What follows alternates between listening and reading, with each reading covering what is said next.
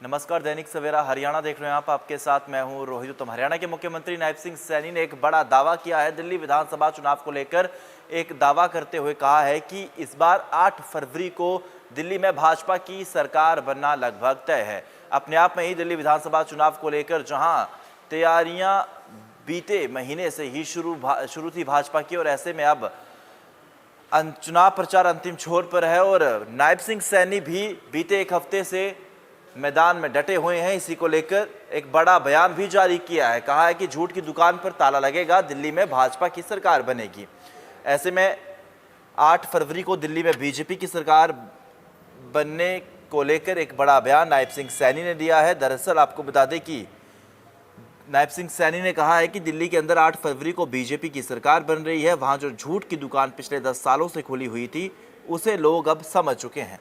अब 8 फरवरी को झूठ की दुकान पर ताला लग जाएगा। तो अपने आप में ही, चाहे वो हरियाणा के भाजपा के मंत्री हो या फिर तमाम राज्यों के मंत्री, भाजपा के मंत्री लगातार दिल्ली पे बीते महीने से ही नजरें गिराए पे थे। और ऐसे में आपको बता दें कि चुनाव प्रचार पर काफ़ी जोर दिया था और आम आदमी पार्टी को भी आड़े हाथों लिया था।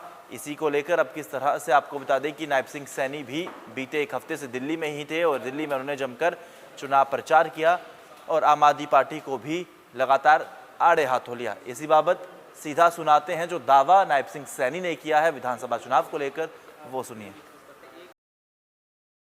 दिल्ली में चुनाव है तो क्या कुछ कहेंगे? सबकी नजरें दिल्ली पे टिकी हुई हैं।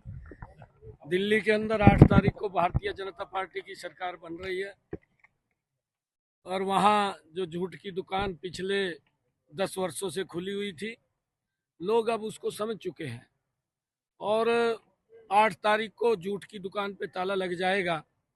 जो वायदे वहाँ के लोगों से किए थे वो खाली वायदे ही रहे, उनके ऊपर काम नहीं हुआ।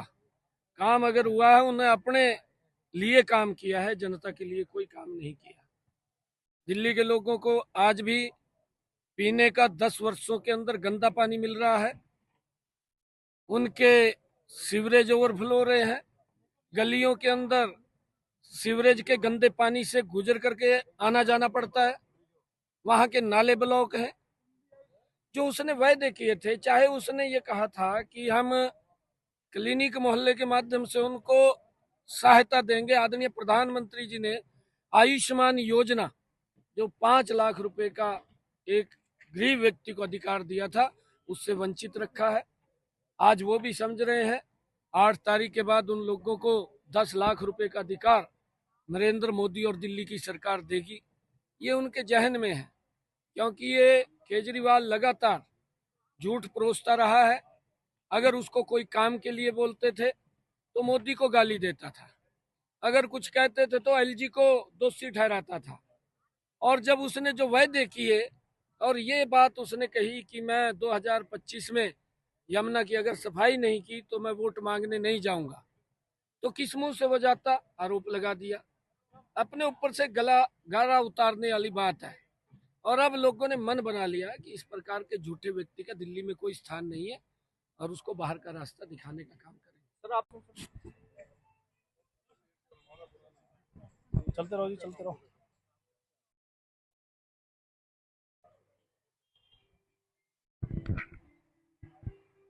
चलो चलो भाई, चलो।